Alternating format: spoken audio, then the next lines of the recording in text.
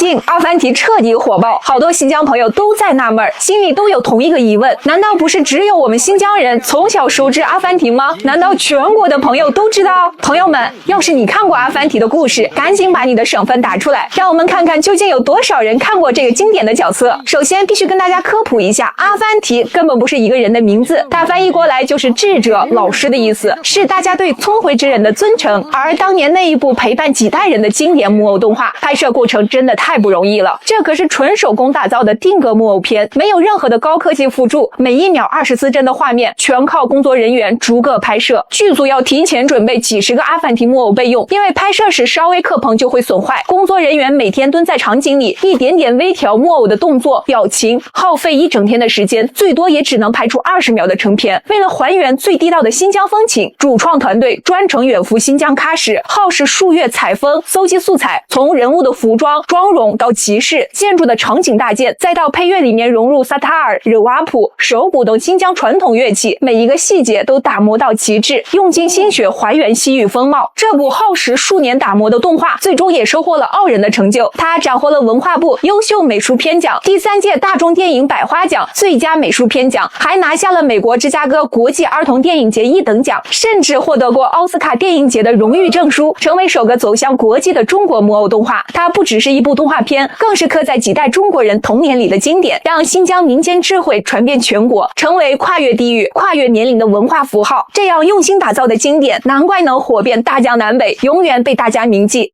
你相信爱情吗？刀郎老师有一首歌曲叫《艾利弗与塞乃姆》，我寻遍天山南北，我要找到你塞乃姆。不管是跋山涉水，历经千辛万苦，这里寻遍天山南北可不是一件容易的事儿。这是在地理空间、自然环境和人文交通3重维度上都充满了极限艰辛的真实跋涉，其难度非常之大。天山山脉横亘新疆中部，将新疆分为南疆与北疆，天山南北覆盖的区域超160万平方公里，几乎相当于7个湖南省的面积。从北疆的阿勒泰草原到南疆的塔克拉玛干沙漠边缘，从伊犁河谷到吐鲁番盆地，不仅直线距离动辄上千公里，还隔着无数陡峭山口、戈壁荒漠和无人区。在没有现代交通的背景里，靠骑马步行穿行，一趟完整的天山南北寻踪可能需要耗费数月甚至数年。上千年前的张骞出使西域，驼队马帮穿越天山要7天7夜；上百年前的左宗棠抬棺出征，急行军靠栈道穿越天山需要3天3夜；几十年前的刀郎来到新疆天山南北采风，汽车通过独库公路也需要整整1天。但现在在基建狂魔的疯狂输出下，世界上最长的高速公路隧道顺利通车了。天山胜利隧道全长22.13公里，2020年4月隧道开工建设，用14年多全部关通。它的顺利通车让南疆北疆的通行时间缩短至3个多小时。隧道开通的第一天，我就驾车体验了这伟大的壮举。我寻遍天山南北，我要找到你塞乃姆。现在不需要像以前那样有千辛万苦了。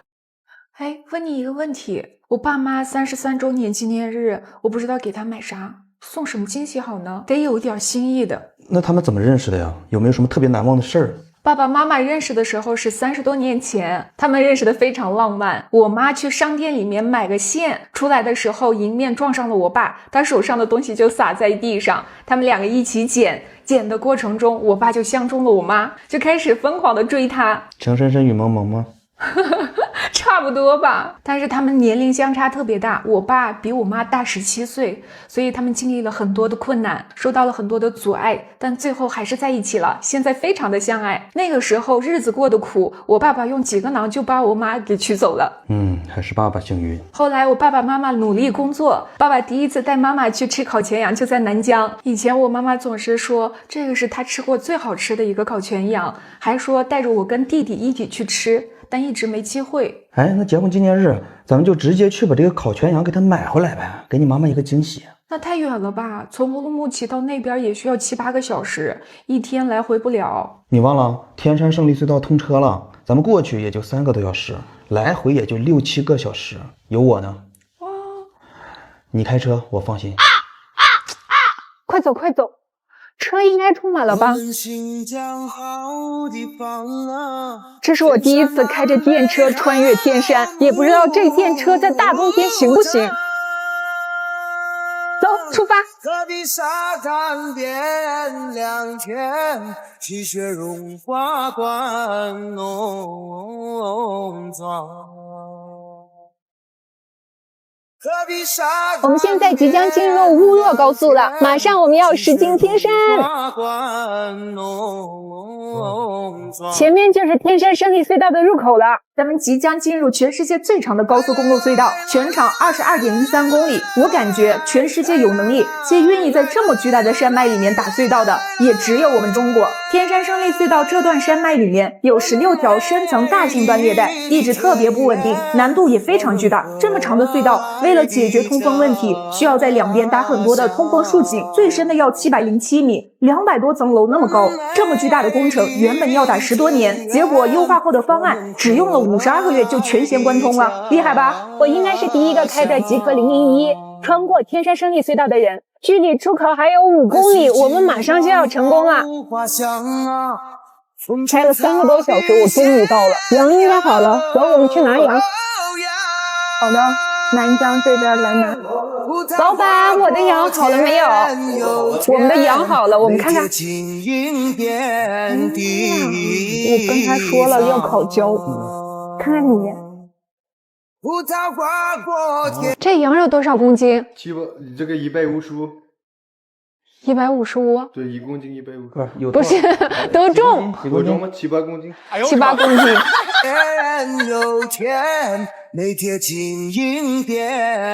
来，我们来装车吧。天都黑了，赶快出发。走，大家发，大家发。祝你们结婚纪念日快乐！我们美丽的田园，我们和爱的家乡。我妈说，这33年我们也没吵起来，也没打起来，顺利的度过了这个33年，以后的日子还继续幸福下去。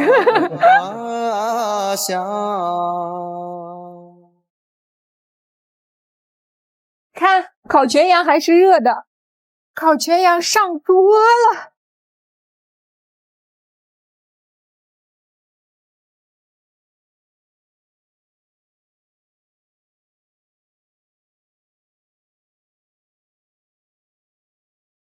弹起你的冬不来。这个可是你之前总是跟我说，就是你特别想吃的以前的那个烤肉，我是从南疆拿过来的。今天一天开了车，大笨。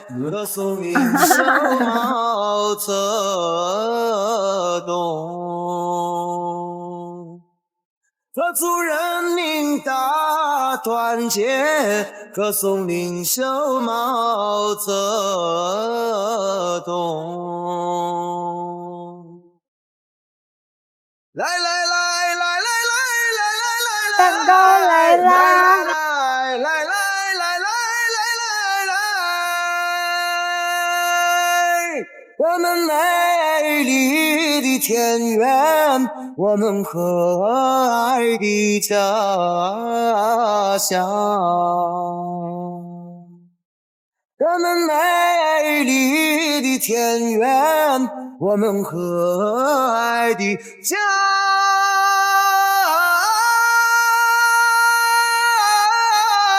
乡。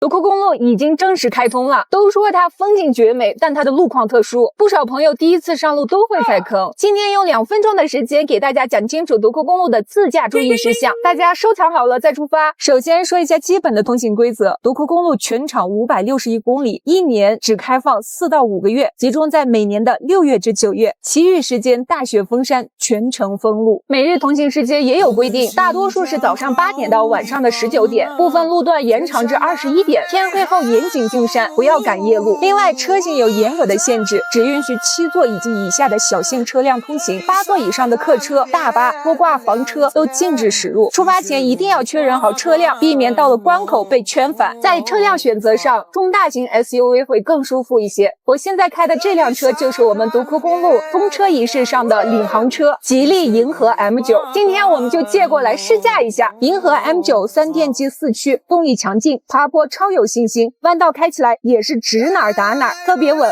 我一个女孩子开也是很轻松，当然也不能掉以轻心，路上还是有一些横风，行车安全很重要。山路崎岖，如果没有山地驾驶经验，不建议独自开车出行。遇到暴雨、降雪、落石的突发情况，路段会临时封闭，一定要服从现场人员的指挥。还有一个关键点就是物资与出行准备。独库公路温差极大，10几度的温差是常态，哪怕是盛夏出行，也要备好短袖、厚外套，甚至薄的羽绒服，雨具也必不可少。一家人出行选择像 M9 这种的3排能方道、空间很大的车，可以放下全家人的行李。长途驾驶，大家要选择车辆座椅乘坐舒适的，最好是这种座椅带通风、带按摩的，边开车边放松，边欣赏新疆的美。最后提醒大家，独库公路不仅是风景大道，更是一条英雄之路，一路风光变幻，从戈壁草原到雪山峡谷，每一段都值得慢慢欣赏。遵守交通规则，敬畏山区路况，放平心态，安全驾驶，才能好好感受这条路的魅力。准备自驾独库公路的朋友，这份攻略记牢，祝您旅途一路顺风。星爷的功夫女足要上映了，你会去看吗？这里的主演之一是我们新疆姑娘迪丽热巴，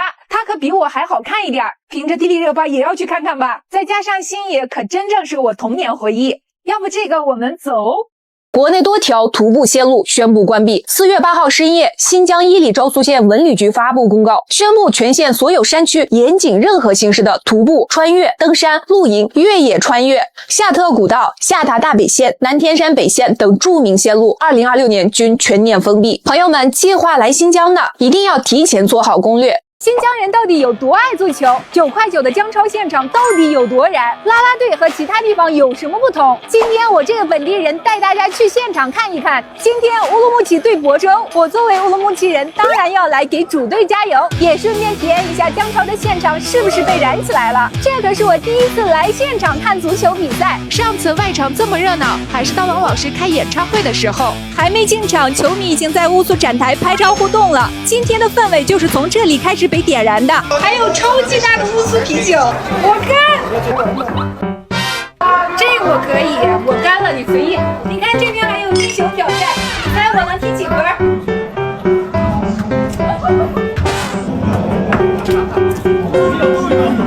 踢球挑战开始，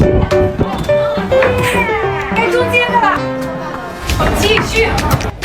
小 Kiss， 你看我领到了这么多乌苏周边。还没进场，姜超的氛围就是已经拉满了。进场前在这里感受一下氛围，喝上一杯太燃了。走吧，场外已经够热闹了，没想到真正进场后更热闹了。快看，乌苏的啦啦队在那边，这啦啦队行不行？乌鲁木齐加油！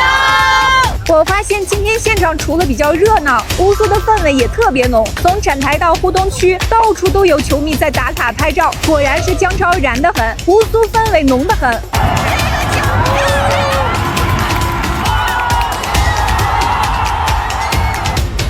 这是我第一次在现场看姜超，从进场到结束，全场都特别有氛围。因为新疆人对足球是真正的热爱。如果你还没来过姜超现场，我真建议你来感受一次。姜超燃得很，乌苏氛围浓得很。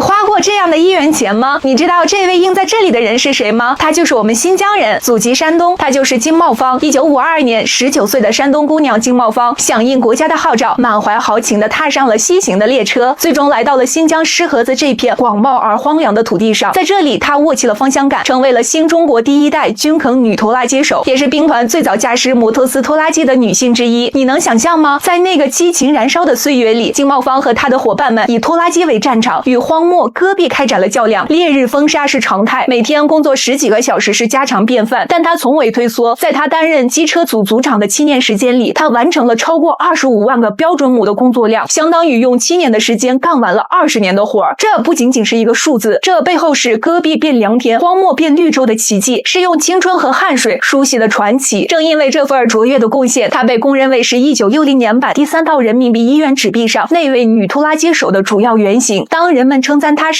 他却无比的谦虚地说：“那不是我，那是我们全体兵团女兵的缩影。”是的，那1元纸币印的不仅仅是经贸方个人肖像，更是一代人集体丰碑。它象征着艰苦奋斗、无私奉献的军肯精神，也铭记了像经贸方一样千千万万从五湖四海来到新疆的建设者们。他是我们新疆人，他的根在山东，而他的精神深深地扎根在了新疆这片他奋斗终身的土地上。退休后，他依然在向年轻人讲述着当年的故事，让红色的基因、奋斗的火种代代相传。所以，当我们再次看到那1元钱时，它不再仅仅是一张纸币，它是一段滚烫的历史，是一首清纯的赞歌，更是一位名叫金茂芳的老人以及他所代表的那一代开阔者留给我们最宝贵的精神财富。在新疆的姑娘里面，我算是温柔的，你们珍惜吧。那些不温柔的姑娘在干嘛呢？她们在马上抢东西呢。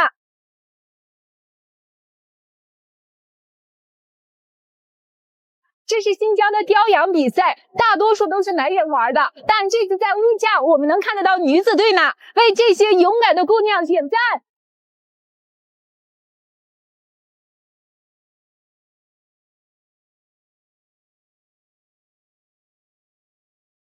来看新疆美女。请我们现场水池边上的朋友们，你好。往后退，当然我们要开始全方位的进行洒水了，请大家往后退。我们今天的第一盆水呢，叫做许愿之水。稍后我们先打上盆水，写上愿望，2声。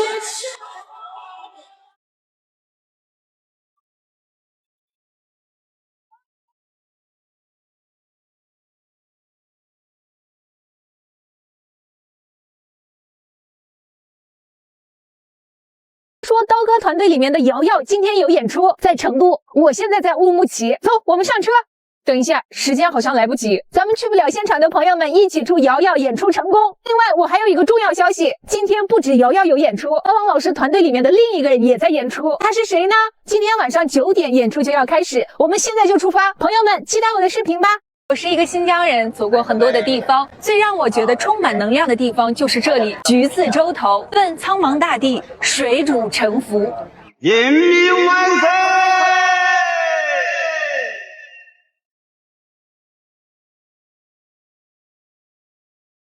遇到难回答的问题又不说话。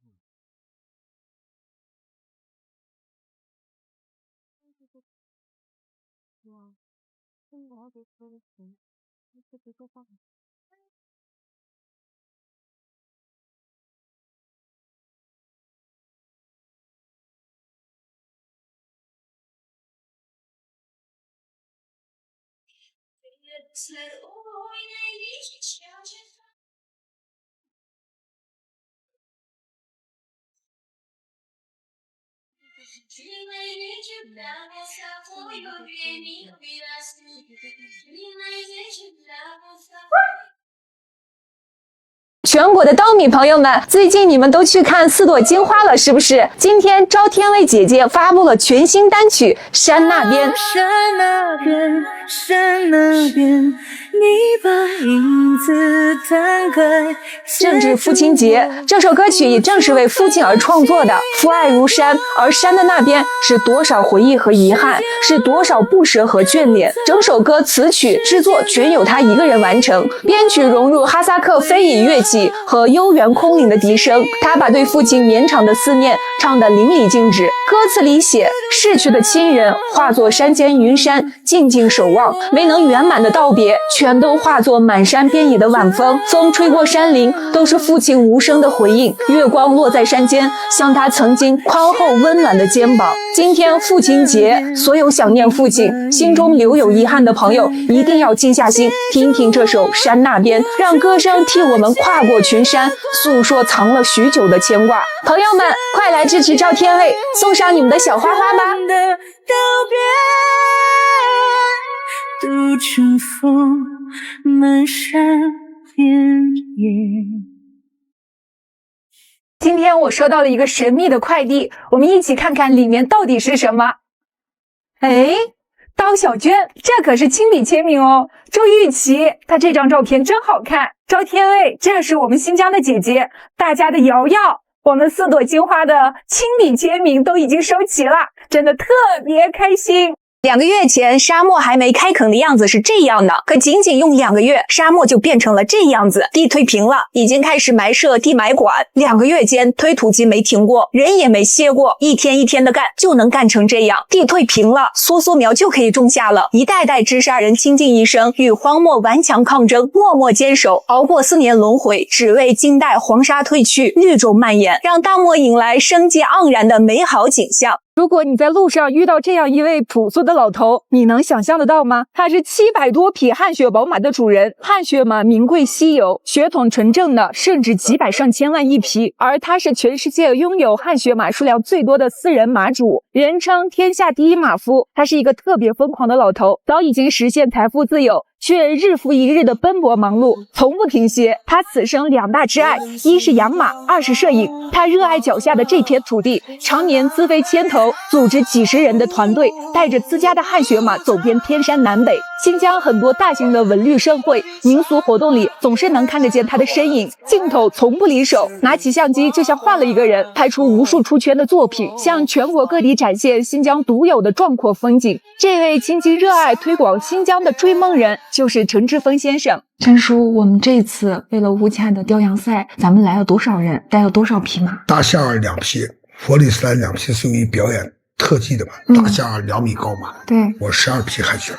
12匹汗血马，12匹汗的不同颜色大组合嘛。那我们的人来了多少？40人有吧？对，那我们这一次从乌鲁木齐到乌恰差不多在1500公里左右，那这么长途，我们带着那么多的马，一路走下来，对马有没有伤害呢？马肯定有伤害，我时间赶得及。我头一大答应别人，老爷们儿嘛，说1不2，他们一开始跟我说1100、1200，最后1500就大不了多跑一些嘛。之后因为我车好是，就是为了保证我们的马你没有好车，你赶其他的车我也不敢拉呀，因为马站的时间长嘛。我跑过来的话，1500公里的话，我平均也就是50-60公里啊。你路上还要喂水，还要喂草，还要遛马啊，你还要吃饭，对不对？马很辛苦的，我装备好。如果车内的温度高的话，对马是有害的。你开玩笑，这么热的天你过来，一旦中暑，你开玩笑，全部给你打趴。是的，那我就损失惨了。我们胆子也大，敢冒险嘛。那我们这种又费心费力的事儿，我们为什么要做呢？那我能干啥就干啥，我一个养马的素质也不高，我手里面这么多宝贝，我得发挥作用啊，因为这里是我的家乡啊，家乡好了我就好。我跟新疆是一个身上的马的，新疆不好对我有啥不好？我们大家共同一块努力，拧成一股绳，去让更多的人走进、认识、了解新疆，热爱、喜欢、崇拜新疆，让他来了不想走了还想来。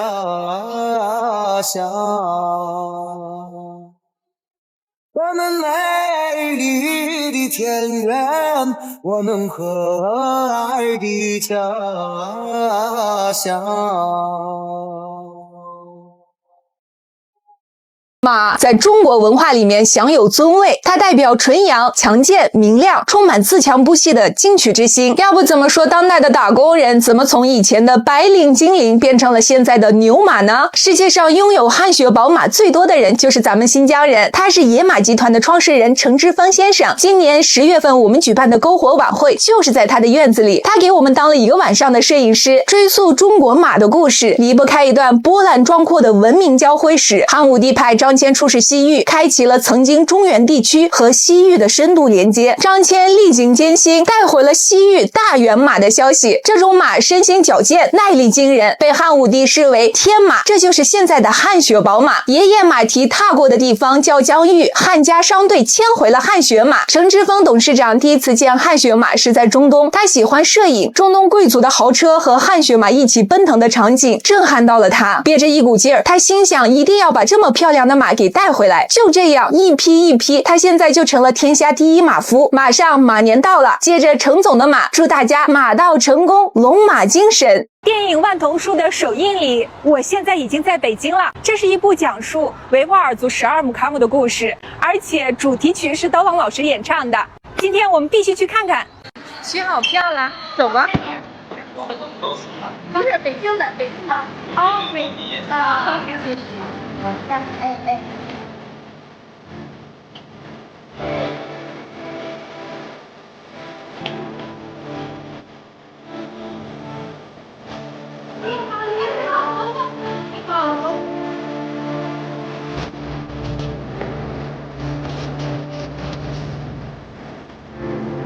电影也看完了，本来是冲着刀郎老师演唱主题曲而来看这个电影的，没想到电影开始到结尾我一直在哭。这个电影真的特别的感人，我强烈的推荐，我希望大家亲自来看看。再看我在哪里？我胡汉三又回来了。哎，这胡汉三是谁呀？为什么那么多人说胡汉三回来了？哦，胡汉三是地主恶霸。为什么那么多人说自己是胡汉三？那我可不是了。现在我已经回到新疆啦，接下来新疆要发生的大事可多了。首先，我们的姜超马上就要开始了。论足球，我们新疆的足球还是很值得看的。另外，我们新疆最甜的哈密瓜也要上市了。今年我们还给大家摘瓜，朋友们，你们期待吧。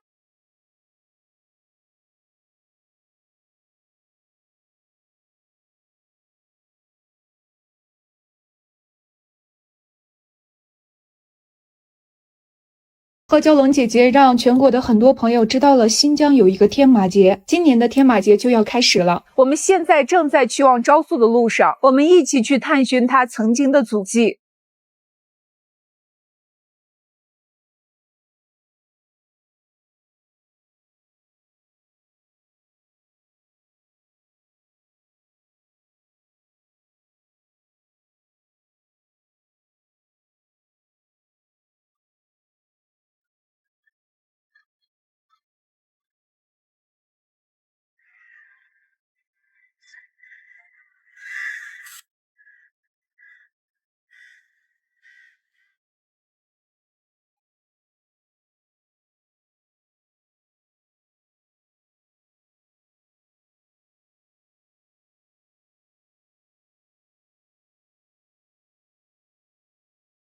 新疆发生了6级地震，位于新疆的阿图什阿合齐县，网上流传了一些房屋倒塌的视频，是假的。这次地震截至目前没有人员伤亡。有些人好奇6级地震到底属于什么程度，是严重还是不严重？正常来讲，6级地震属于中强地震，这不算小，可不是6级地震本身不危险，但地震的破坏程度要结合震源深度、震中位置和当地的建筑质量综合判断。新疆阿图什属于地震高发区，地处南天山地震带西端和帕米尔湖地震带，这里发生地震的概率高很多，所以当地的建筑都属于抗震房，要符合一定的抗震标准。同时，地震的预警及时，群众避险得当，所以没有人员伤亡。大家平时也要多学习一些防护措施，常备一些应急物资。新疆最近可又被老外盯上了，现在的新疆和以前可大不一样。随着新疆旅游业的发展，越来越多的人来到新疆，看到了新疆的大美风光，可一群敏锐的人早就盯上了新疆，大量的国际资本早已经提前下注了，像希尔顿、万豪、洲际这些外资豪华酒店正在这里扎堆布局，而且实打实的真金白银，不会说谎。今年新疆计划实施的重点投资项目高达500个，总投资额来到了3.47万亿。3.47万亿是什么概念？相当于新疆全年 GDP 的1.5倍。这笔钱砸下去，这个地方的格局是不是要彻底改写了？再看一组数据，2024年新疆的人口净流入全国第3，今年上半年新疆的民间投资额同比增长23.2%，新疆的民用机场数量到达了28个，位居全国第1。说实话，这种发展速度能让我联想到的也就是改革开放初期的广东了。新疆这片中国陆地面积最大、交接邻国最多、边界线最长的省份正在悄然崛起，重塑整个欧亚大陆的格局。如果说中国经济曾经的高度要看沿海，那么这未来的高度恐怕就要看新疆了。问题来了，全国有潜力的地区那么多，为什么这次偏偏跳出了新疆？新疆又是怎么从一个边陲之地变成了我们全力压住的战略纽带？今天咱们就来讲3点，一起看懂属于中国新疆的极限未来。未来。第一，地理反杀，从边缘角落到欧亚十字路口。以前说起新疆，总觉得太远了，海运时代，它离东部沿海千里，基建薄弱，优势根本发挥不出来。但现在不一样了，马六甲海峡、霍尔木兹海峡天天出状况，海运成本涨，风险高，全世界都在找新的通道。这个时候，大家才发现，新疆居然在欧亚大陆正中心，从上海发往德国的中欧班列1万多公里路程，除了新疆就走了一半。以前的边陲，现在成了连接中国与中亚、欧洲的黄金咽喉，谁先站住谁赢。第二，资源炸场，藏在西北的超级能源银行，新疆的资源说出来能吓一跳。太阳能可开发量占全国26.9%，全国第一；风能占18%，全国第二；地下石油占全国陆地22%，天然气占28%，煤炭更是占了40%。放在以前，这些宝贝运不出去，用不起来，但现在特高压电网能把新疆的风电光伏直接送到东部，油气管道通到全国，就连最费电的 AI 算力中心都想往新疆搬。这里电费低，能源足，工业成本直接降一大截。有了这张能源王牌，中国制造业的底气更足了。第三，战略开挂，一带一路的核心玩家。现在全球贸易不好做，西方动不动就加关税、搞制裁，世界急需新的玩法。而我们10年前就布局好了一带一路大旗，新疆就是最关键的落子点。全球197个国家，150个都加入了一带一路，和这些国家做生意得有一个中心口岸，新疆刚好合适。你看现在阿拉山口口岸开通115条班列到25个国家，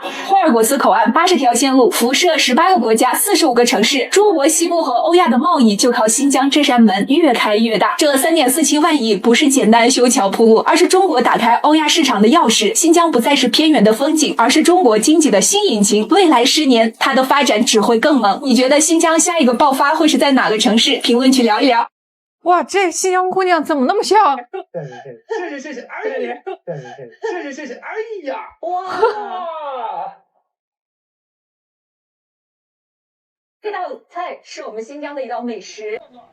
对，这就是我。这次我带着新疆的海鲜飞越几千公里，来到北京参加央视的节目，希望在新的一年也给大家带一点新鲜感。比如我们的大闸蟹，它吃的东西都是我们羊肉串、红枣、玉米还有南瓜这些，所以养殖出来的不管是大闸蟹、三文鱼，品质都是非常的好，口感是偏甜的。没错，咱们新疆这些离海最远的海洋牧场，还在向全国人民供给多样的水产和海鲜。所以呢，咱们现在中国餐桌靠着我们先进的农业科技，已经可以让全球的优良物种来到我们的中国餐桌，来到我们的年夜饭上。中国人的餐桌已经链接起了更辽阔的山海，也孕育着更盛大的丰收。朋友们，新疆的海鲜是真不错，有机会来新疆尝尝吧。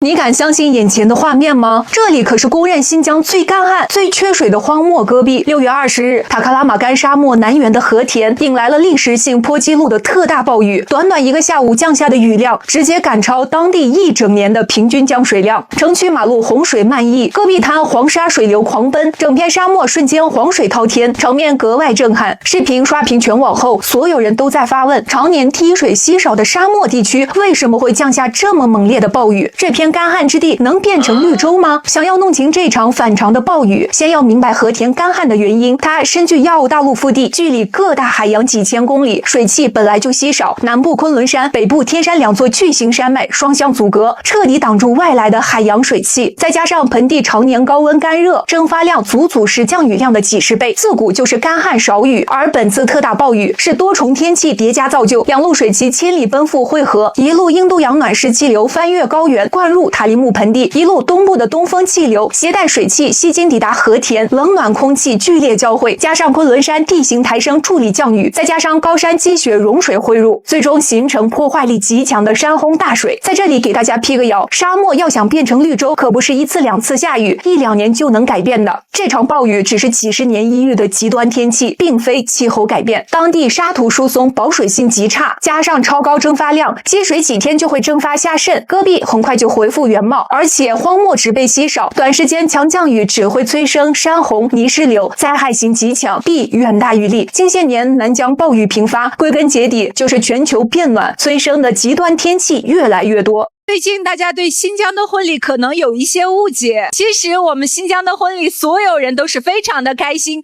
并且载歌载舞，我也好久没跳舞了，给大家来一段。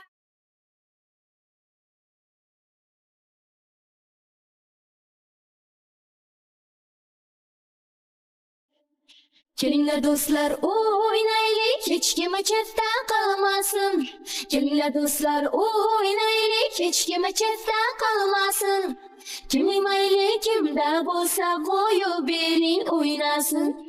Kimli maylı kimde bulsa koyu birin oynasın. O bir yanıya taşlap oynasın, bu yanıya taşlap oynasın. 注意了，如果你来新疆，突然发现在路上有那种敞篷的小货车，上面拉着几个人，他们拿着棍子、敲着鼓、吹着唢呐，这可不是安排给大家表演节目的，他们的后面肯定有一个车队，这是新疆人的婚礼。他们不光会敲锣打鼓，遇到红灯，新郎团还有可能会下来跳舞呢。你可以开着车跟着他们吃席去。 你们知道这是什么吗？新疆的喀什古城是一个神奇的地方，这里用生土和木雕构建出了一个美丽的城市，它已经有2000多年的历史了。今天我们逛喀什古城的时候，发现了几个古老的木制品，咱们一起看看，你知道它是干嘛用的吗？第一个最简单的，它们两个是一套，这个是不是很多人都玩过？在新疆，这可是纯木雕的，是不是很漂亮？第二个就上难度了，你们知道这是什么吗？它两头比较高，中间低。 还雕刻了很多花纹，这也是纯木质的。它是啥呢？第三个，99%的人都没见过。它这边有一个大孔，这边是通过去的。旁边这个有点不同，但它们的功能都是一样的。它们是干嘛用的呢？第四个，除了新疆，其他地方也应该没有。它下面有很多的针，而且还有很多花纹，上面雕刻的也很漂亮。它是做什么的呢？这4个你能猜得出来几个？ 哦，你俩对，要死我，要死我！你好，你好。走吧，肚子都饿了。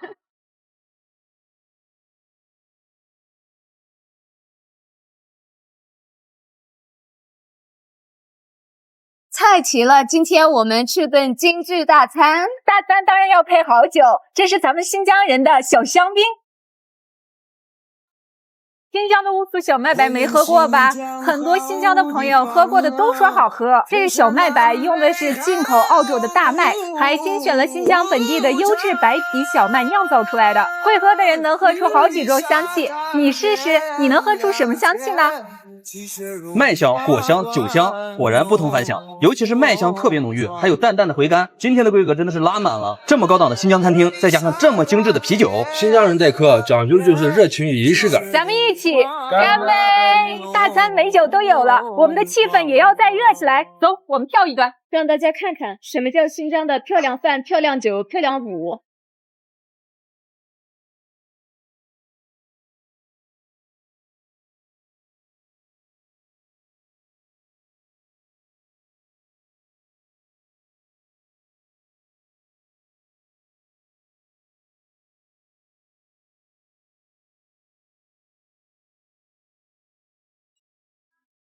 今天我们来相聚，人群中我看到你，人群中我看到你，我把玫瑰摘一朵，该怎么去送给你？我把玫瑰摘一朵，该怎么去送给你？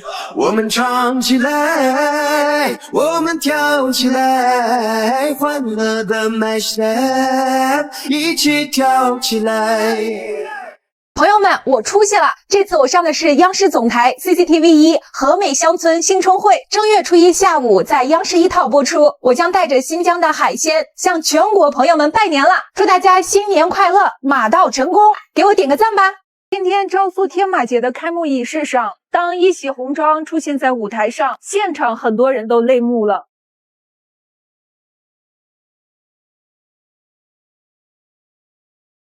他乘马而来，驾马而去，很多人还是放不下对他的思念。我身边的这匹马叫蛟龙驹，是姐姐曾经骑过的马。它的性格很温顺，被养在乌鲁木齐。当初相伴满心欢颜，定格在你转身那一天。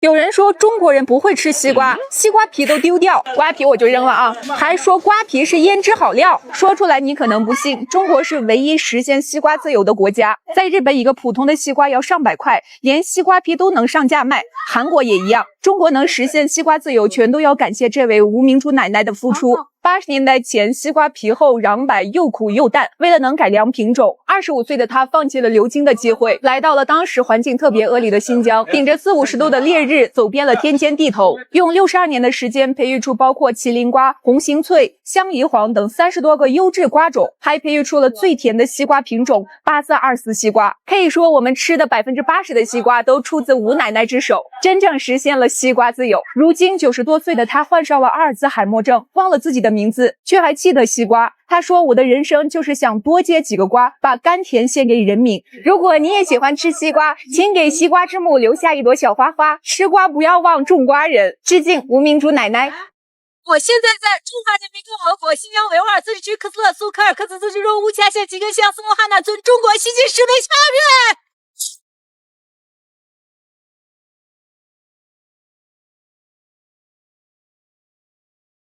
我现在在中国最西端的草原，你来新疆请记住这个位置：中华人民共和国新疆维吾尔自治区克孜勒苏克尔克孜自治州乌恰县乌勒克恰提乡玉器塔什草原。十里桃花，待嫁的年华，凤冠的珍珠，挽进头发。